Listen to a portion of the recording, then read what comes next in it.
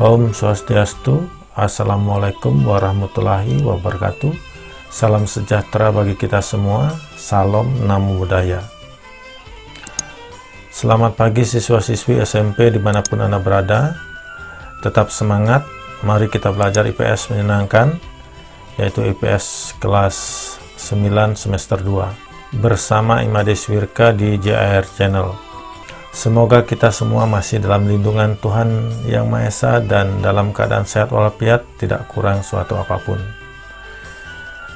Video kali ini kita akan membahas tentang pengembangan pusat-pusat keunggulan ekonomi untuk kesejahteraan masyarakat. Adapun tujuan pembelajaran, yaitu setelah kegiatan pembelajaran dilaksanakan, peserta didik diharapkan dapat mengidentifikasi pusat-pusat keunggulan ekonomi Indonesia. 2. Menjelaskan pengaruh pusat-pusat ekonomi dalam berbagai bidang kehidupan. Indonesia mempunyai banyak keunggulan dalam bidang ekonomi. Keunggulan ekonomi yang dimiliki oleh Indonesia dapat menjadi potensi dan peluang bagi kesejahteraan masyarakat Indonesia. Pengelolaan keunggulan ekonomi yang tepat dapat bermanfaat bagi kesejahteraan masyarakat. Untuk mengetahui apa saja keunggulan ekonomi yang dimiliki Indonesia serta pengaruhnya bagi kesejahteraan masyarakat, mari kita ikuti pembahasan materi berikut dengan penuh semangat. Yang pertama, pusat-pusat keunggulan ekonomi. Pusat-pusat keunggulan ekonomi bisa dikelola sendiri dan bisa dikelola oleh perusahaan atau investor asing. Adapun pusat-pusat keunggulan ekonomi adalah sebagai berikut. Yang pertama adalah PT Freeport Indonesia. B. Perusahaan Tambang Minyak Negara atau PT MN. C. Batik Indonesia. Mari kita bahas satu persatu. Yang pertama adalah PT Freeport Indonesia. Nah, ini gambar tambang biji tembaga emas dan perak milik PT Freeport. Merupakan sebuah perusahaan afiliasi dari Freeport, Maxmoran, Copper, dan Gold In. PT Freeport Indonesia menambang, memproses dan melakukan eksplorasi terhadap biji yang mengandung tembaga, emas, dan perak. Beroperasi di daerah dataran tinggi di Kabupaten Mimika, Provinsi Papua, Indonesia. Apa saja kontribusi dan peranan PT Freeport Indonesia bagi negara? Yang pertama, menyediakan lapangan pekerjaan bagi sekitar 24.000 orang di Indonesia.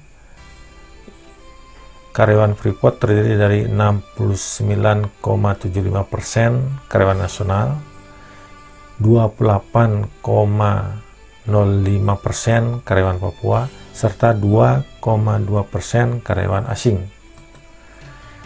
Yang kedua, menanam investasi lebih dari 8,5 miliar untuk membangun infrastruktur perusahaan dan sosial di Papua dengan rencana investasi-investasi yang signifikan pada masa datang.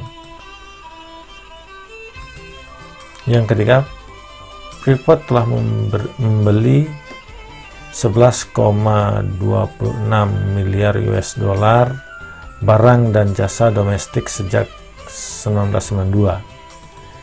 Yang keempat, membayar pajak 1,7% dari anggaran nasional Indonesia, membiayai lebih 50% dari semua kontribusi program pengembangan masyarakat melalui sektor tambang di Indonesia. Yang kelima, membentuk 0,8% dari semua pendapatan rumah tangga di Indonesia. 6. Membentuk 44% dari pemasukan rumah tangga di Provinsi Papua. Yang ketujuh, Penambangan yang dilakukan oleh Freeport dikelola sesuai dengan analisis mengenai dampak lingkungan atau AMDAL yang telah disetujui oleh pemerintah. Yang ke B, perusahaan tambang minyak negara atau PTMN. Kilang minyak adalah pabrik atau fasilitas industri yang mengolah minyak mentah menjadi produk petroleum yang bisa langsung digunakan maupun produk-produk lain yang menjadi bahan baku bagi industri petrokimia seperti minyak bensin, minyak diesel, dan minyak tanah. Beberapa contoh kilang minyak di Indonesia antara lain: yang pertama, kilang Pangkalan Brandan, milik Pertamina dengan nama Pertamina Unit Pengolahan 1, Pangkalan Brandan, Sumatera Utara. Yang kedua, Kilang Dumai di Riau. Kilang ini terintegrasi dengan kilang petrokimia dan memproduksi produk-produk petrokimia. 3. Kilang Cilacap. Kilang ini merupakan satu-satunya kilang di tanah air yang memproduksi aspal dan base oil untuk kebutuhan pembangunan infrastruktur di tanah air. 4. Kilang Balikpapan di Kalimantan Timur. Tugas kilang minyak Balikpapan mengolah minyak mentah menjadi produk-produk yang siap dipasarkan, yaitu BBM dan non-BBM. 5. Kilang Kasim terletak di Desa Malabam, Kecamatan Segat, Kabupaten Sorong, Papua. Lokasi kilang BBM ini dipilih di sekitar area PetroCina dengan dasar pertimbangan yang pertama, menghemat biaya transportasi, mengurangi biaya investasi, tersedianya area yang luas, dan jauh dari pemukiman penduduk. Kilang Balongan, Indramayu, Jawa Barat, mempunyai nilai strategis dalam menjaga kestabilan pasokan BBM ke DKI Jakarta, Banten, bagian Jawa Barat, dan sekitarnya yang merupakan sentra bisnis dan pemerintahan Indonesia. Yang ketujuh, Kilang Cepu. Tugasnya menjamin pengadaan BBM untuk rakyat dan pertahanan di Jawa. Pembahasan poin C, yaitu batik Indonesia. Batik merupakan salah satu hasil ekonomi kreatif, memiliki nilai seni tinggi dan telah menjadi bagian dari budaya Indonesia. Ini gambar batik. UNESCO telah menetapkan batik sebagai warisan kemanusiaan untuk budaya lisan dan non-bendawi sejak tanggal 2 Oktober 2009. Dilihat dari tekniknya, batik dibagi menjadi 3. Yang pertama, batik tulis, merupakan kain yang dihias dengan tekstur dan corak batik yang menggunakan tangan.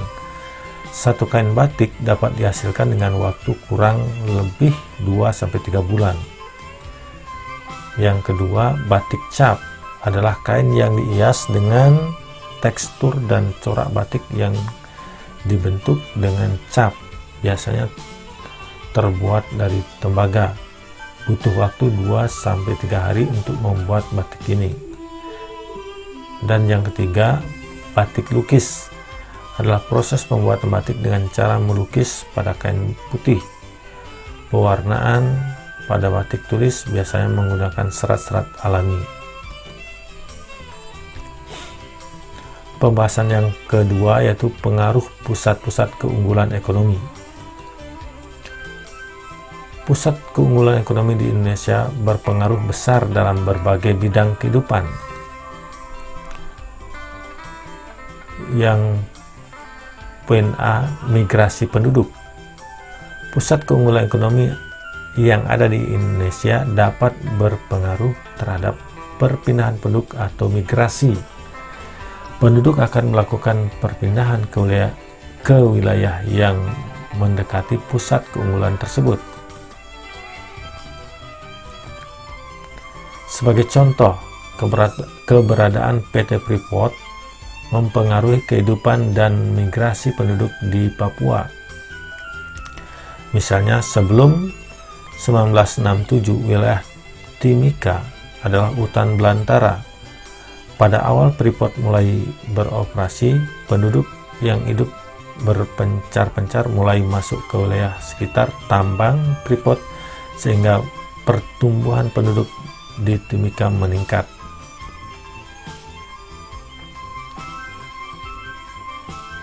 B. Transportasi. Mobilitas penduduk tidak dapat dilakukan tanpa adanya sarana dan prasarana transportasi yang memadai. Untuk mendukung mobilitas penduduk antar negara, pemerintah membangun sarana jalan, bandara, pelabuhan, kapal laut, dan pesawat. C. Lembaga sosial ekonomi. Keberadaan pusat keunggulan ekonomi juga berkaitan dengan bermunculnya lembaga sosial ekonomi. Sebagai contoh, Lembaga Pengembangan Masyarakat Hamungme dan Kamoro, sebuah lembaga nirlaba yang mengelola dana kemitraan dari PT Freeport, membangun sekolah untuk masyarakat Papua, terutama warga yang ada di sekitar area pertambangan. D. Pendidikan. Keunggulan pusat-pusat ekonomi membutuhkan tenaga-tenaga ahli dan terampil. Setiap negara berusaha meningkatkan kualitas pendidikan agar menghasilkan sumber daya manusia yang kreatif, inovatif, dan mampu bersaing di tingkat internasional. E. Pekerjaan. Terbukanya lapangan pekerjaan dan kesempatan kerja bagi masyarakat.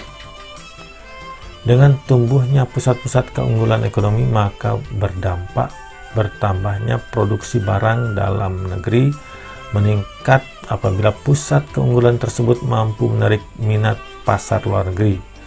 Kenaikan jumlah produksi tersebut berakibat pada bertambahnya kebutuhan tenaga kerja, sehingga akan memperluas lapangan kerja. Oke, demikian video pembelajaran kali ini.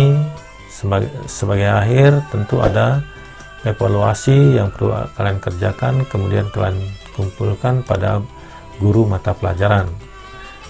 Yang pertama, sebutkan dan jelaskan pusat-pusat keunggulan ekonomi Indonesia. Yang kedua, jelaskan 5 pengaruh pusat-pusat ekonomi dalam berbagai bidang kehidupan. Selamat bekerja dan terima kasih.